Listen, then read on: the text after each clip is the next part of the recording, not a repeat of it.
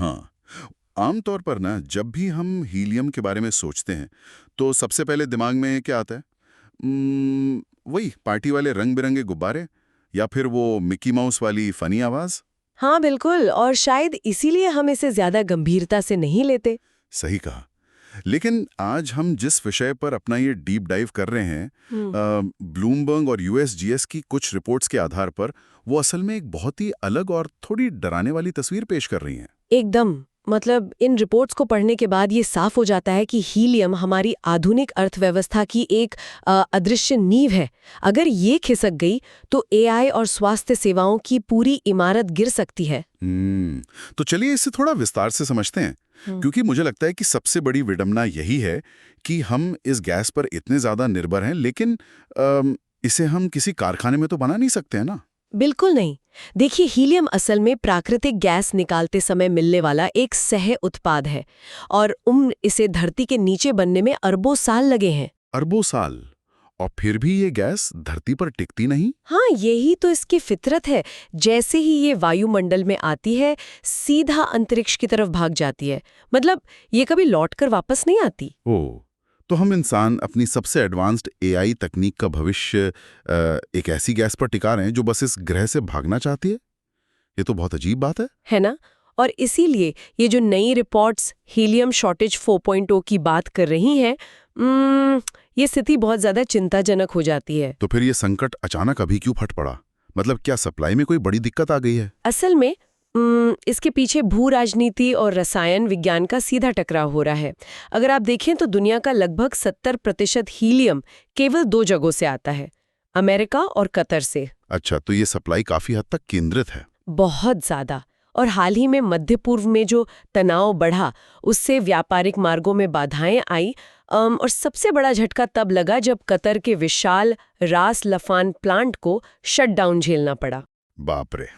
तो इसका मतलब है कि रातों रात दुनिया की 1/3 सप्लाई चेन पूरी तरह ठप हो गई? बिल्कुल। 1/3 सप्लाई का अचानक गायब होना किसी भी इंडस्ट्री के लिए दुस्वप्न जैसा है। रुको रुको, एक सवाल है मेरा।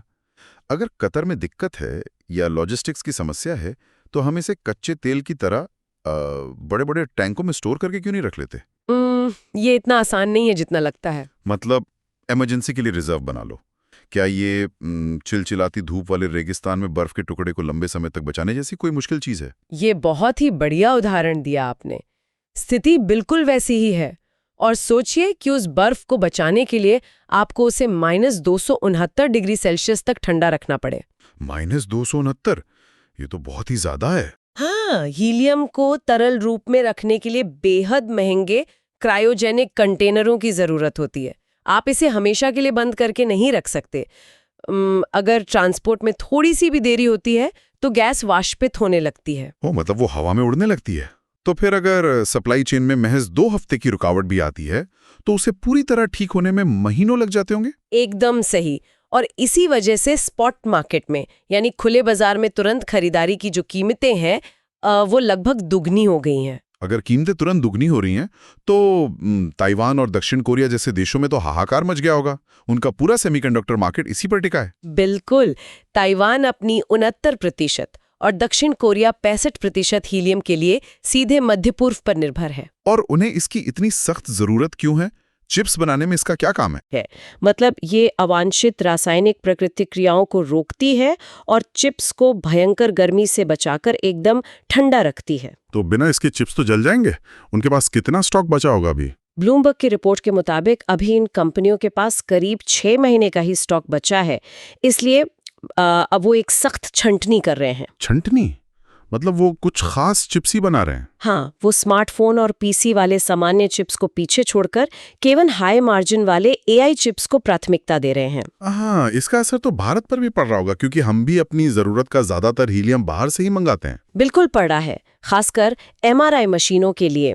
जो हमारे अस्पतालों की जीवन रेखाएं हैं, एमआरआई मशीनों के विशाल चुंबकों को काम करने लायक ठंडा रखने के लिए हीलियम अनिवार्य है। तो इस गैस की कमी से डायग्नोस्टिक सेवाओं की लागत भी लगातार बढ़ रही होगी। हाँ, लागत बढ़ रही है। हालांकि एक अच्छी बात यह है कि इस संकट ने कुछ नए इनोवेशंस को भी जन्म दिया है, जैसे लो हीलियम या हीलियम फ्री एमआरआई तकनीकें। ये तो बढ़िया है। इससे भविष्य में हमारी ये निर्भरता कम हो सकती है। इन सब बातों से ना मुझे एक बड़ा पैटर्न समझ में आ रहा है। वो क्या? जैसे हम रूस से आने वाले पैलेडियम या चीन से आने वाले रेयर अर्थ खनिजों की बात करते हैं, हीलियम भी वही कहानी दोहरा रहा है। मतलब ये दिखाता है कि पूरी दुनिया की सप्लाई सिर्फ एक दो जगहों पर सिमट कर रह गई है। जिसे हम कंसंट्रेशन रिस्क कहते हैं। बिल्कुल। हाँ, वही। ये बहुत बड़ा रिस्क है। और इन वर्तमान भू-राजनीतिक तनावों ने हमारी इस ग्लोबल सप्लाई चेन की उस भयानक नाजुकता को बेनकाब कर दिया है जो अब तक खामोशी से पर्दे के पीछे काम कर रही थी। सही कहा। हीलियम भले ही कच्चे तेल की तरह सुर्खियां नहीं बटोरता, लेकिन ये उन अदृश्य ताकतों में से एक है जो पूरे आधुनिक सिस्टम को बांध कर रखती हैं। बिल्कुल। फिलहाल तो दुनिया पिछले 2 सालों के बचे हुए ओवर सप्लाई के सहारे इस उम्मीद में बैठी है कि वर्तमान तनाव जल्दी खत्म हो जाए। हाँ, हम बस इंतजार ही कर रहे हैं। लेकिन यहाँ सोचने वाली बात यह है कि एक दिन अंतरिक्ष की ओर भागने वाली ये गैर नवीकरणीय गैस धरती से हमेशा के लिए खत्म हो जाएगी। ये एक बहुत ही डरावना सच है ना? किसी पार्टी में गुब्बारों का ना फूलना तो हम आसानी से बर्दाश्त कर लेंगे, लेकिन सोचिए, जब हमारी उन्नत तकनीक और एआई की ये अदृश्य नींव हवा में उड़ जाएगी, तो हमारी भविष्य की दुनिया आखिर किस नए विकल्प के सहारे चलेगी? म्यूचुअल फंड निवेश बाजार जोखिमों के अधीन है। योजना से जुड़े सभी दस्तावेजों को ध्यान से पढ़ें।